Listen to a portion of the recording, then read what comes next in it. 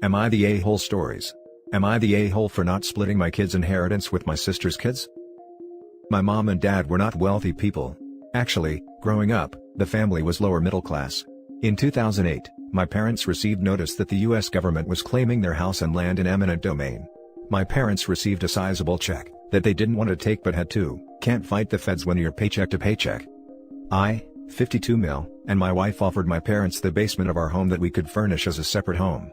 They were older and wanted to be closer to grandkids, and my dad was closer to a few fishing spots, so they agreed and it worked out well for all of us. I didn't charge anything because they're my parents, and they did more than we could have asked. My mom cooked for the family, which helped my wife and I immensely, while my dad took care of the yard, which he liked to do. A few years ago, my mom and dad went to visit my sister for the holidays to see her and her kids, but my family couldn't go due to work. I didn't hear much of anything, which wasn't odd, until Christmas Eve/day. I reached out but was told we would talk later. Even weirder was that my parents returned home much earlier than expected, and they were upset. My dad explained to me that my sister had been having an affair and her husband was leaving her. Apparently, the youngest girl isn't his either. Terrible situation all around, and everyone blamed my sister, as do I. I felt bad for the little girl though. She was innocent in the whole thing. Unfortunately, both of my parents passed away a few years ago in a close time span, and never really made amends with my sister. My parents were from a different time period and my sister is stubborn. I don't know really, I guess. My mom passed last, and made it clear that she didn't want my sister to get anything, and said to follow the will. It was hard hearing that, to be honest. My parents left majority of their finances to my family, while also leaving a college fund to my sister's oldest daughter. My sister wasn't able to save anything for her youngest daughter, and had asked me to help her out. My daughters won't be able to stop with just a bachelor's degree and will require more, and I wish to help with that, so I declined. Things got ugly and I apologized again, and brought up the fact that this was all her fault for having an affair on her husband. Had she not done that, this wouldn't be a problem. She countered with, had she not done it, her daughter wouldn't be here, thus I must hate her. My youngest niece recently reached out via Facebook and asked for help, and that it wasn't fair she was being excluded for just being born, and she didn't do anything to anyone. I apologized to her and told her I agreed with her. However, I had my own children to think of. Am I the a-hole here? Edit. I was told add this in. I offered to pay for 2 years of community college, however both my sister and my niece feel that was a joke. I have since rescinded that offer. Now for the top comments. Not the a-hole. Maybe baby daddy/affair partner should step up and help pay for his daughter. Definitely not the a-hole. Hijacking this top comment because I'm kinda sensitive when it comes to trust fund, but OP, you're doing the right thing, and your kids will thank you for putting their education first. I know I will. Also, it's respectful to follow your mom's dying wish. You're not the a-hole. Never will be under these circumstances. I feel bad for your niece, but she should have known that she's not your responsibility. She could have reached out to her bio dad though. Edit. Rejecting your offer to pay for 2 years of community college is a bit of an entitled move too, in my opinion. Definitely not the a-hole in this case.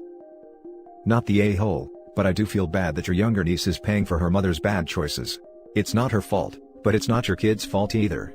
This is a mess, but I see nothing wrong with following your mother's dying wishes. Why can't the younger niece reach out to her bio father for help? I would almost wonder if her mom asked her to reach out. Not the a-hole. It was your sister's bad choices that led to this. You might consider telling her what your mother said so they know exactly the reason you got more. The mother was an a-hole to decide one granddaughter didn't matter to her because of the circumstances of her birth. Now for the next story. Am I the a-hole for convincing my husband to only include our kids in his will? My 43 female husband is in his 70s and has been suffering from a myriad of health problems. Meanwhile, our youngest child is 3 years old and we have a total of 5 kids ranging from 3 to 17. He's pretty much an absentee owner in his business now. His older 3 kids are in their 30s and they all decided not to go to college, but all are employed right now. I will be fine when my husband is gone, because I know how to run his business and our homes are all paid for, but I want my kids to be able to get the independent head start in life, where they can have their own money, and spend or invest it in a way they liked. No offense, but his older kids already had their chance to decide what they want to do with their lives, and I'm sure if they asked my husband, he would have been able to help. However, every time his older 3 kids tried something, they were adamant that their dad has nothing to do with it, and they generally have a combative relationship with their dad. After his latest health scare, I realized I had to bring up estate matters with my husband. We sat down and talked, and I said that overall, if our kids were to split his assets 5 ways as opposed to 8 ways, that would be more money for themselves, and while it could never replace him if God forbid he wasn't able to guide them into adulthood, It would be more beneficial to them than their siblings whose windows of exploration are gone. My husband said he has always had a strained relationship with his kids. And he's been there enough throughout their childhood, trying to get them to value their education, but they all ended up taking unstable paths. And in the end, that was their doing. More discussion followed, but yesterday, we sat down with his lawyers and had his will amended so that his older 3 kids get a very small lump sum, around $300, leaving our kids and myself as the primary beneficiaries. Am I the a-hole? My husband and I have been the most important people in each other's lives, and I do the same for him. Now for the top comments. You're the a-hole. No offense, but his older kids already had their chance to decide what they want to do with their lives, and I'm sure if they asked my husband he would have been able to help. My husband said he has always had a strained relationship with his kids. Yeah, well, I imagine being a teenager and seeing your 50-something father shack up with a 25-year-old, and basically start a whole new family might lead to some strain. Not to mention she is actively trying to make things worse. OP, you're the a-hole. You're the a-hole. You're 30 years younger than him, and just convinced him to cut his kids that aren't yours out of the will. Everything about this sounds shady. I truly don't mean to sound offensive, but to have a 3-year-old with someone in their 70s. Real convenient she's now convinced him to change his will. Info. No offense, but his older kids already had their chance to decide what they want to do with their lives. What did you do with your life? Marry a rich guy 30 years older than you? Yeah, the cheek of this woman, how freaking entitled. The next story is titled, Am I the a-hole for telling my cousin what our family were saying about his wife, and causing him to cut everyone off financially? My uncle had a kid from an affair who he abandoned to the system. My grandmother found out when he was 12 and took him in. This was a huge scandal in not only our family, but also our social circle, because everyone is all about appearances and protecting the family legacy. If I'm being honest, my family weren't very nice about my cousin. I remember when he first came to live with our grandparents, my own mother told me not to socialize with him too much in front of outsiders, so he doesn't ruin my reputation. I was 8. When he graduated, the family didn't want him involved in the family business because of his parentage, and also because he was pretty closed off, and was only close to our grandparents and no one else in the family. So, our grandfather gave him some money to start something of his own. The family business hasn't been doing so well for a long time, but my cousin is doing better than ever. Despite everything, he's been financially helping all of us for a few years now. Recently, our grandparents told everyone he was married and expecting a baby. This was a huge shock to the family. Our grandfather admitted he suspects our cousin got her pregnant by mistake and chose to do the right thing, based on a few conversations he had with him before he announced his marriage. My family immediately cyberstalked his wife, and they said some awful things about her, and everyone was complaining that he could have done so much better. My dad was even encouraging everyone to make things hell for her so she leaves. I told my cousin what they said. I'd like to say I did it for selfless reasons, but I didn't. He's paying for my tuition, after my parents refused to help since I dropped out the first time, and based on his personality, I doubt he's going to be very forgiving once they start this crusade against his pregnant wife. Well, he cut everyone off except me and our grandparents. He never told anyone it was me, but since everyone is floundering trying to figure out what they're going to do now and I'm not, it didn't take much for them to figure out I was the snitch. Now my family are angry at me and calling me all sorts of names. So, am I the a-hole? Now for the comments. Not the a-hole. They never accepted him as a family member. If they never accepted him, why do they deserve his help?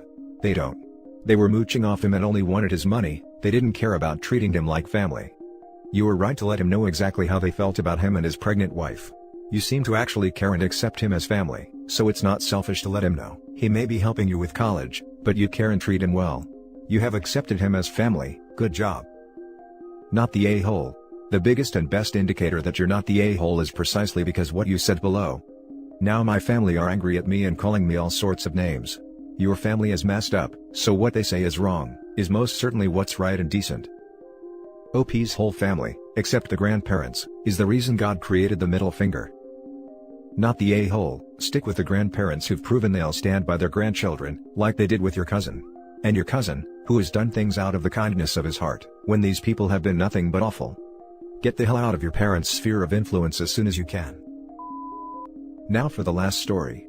Am I the a-hole for calling the police on my daughter's fiancé? I'm a single dad of 2 girls. Megan 23, and Zoe 17. I'm doing well financially. Note I'm not rich, in fact, I raised my girls under tough circumstances, but I made sure they'd everything they needed. Megan is engaged. They've been saving for the wedding for months now but they're struggling. I got Megan a car when she was 18 that she hasn't been able to fix because of rent, saving for the wedding, daily expenses etc. I understand that cheap cars require constant maintenance, but it was a great gift for her, especially since she wanted to be independent. Zoe's 18th birthday is next month. I got her a Hyundai that cost me $5,000. It runs perfectly. This is the first car Zoe owns. She has no experience in driving, so I wanted to get a car with less issues. Zoe likes it and can't wait to drive it.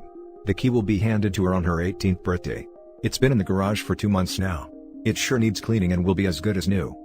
Days ago, Megan's fiancé started complaining about needing a car, since Megan's car can no longer run.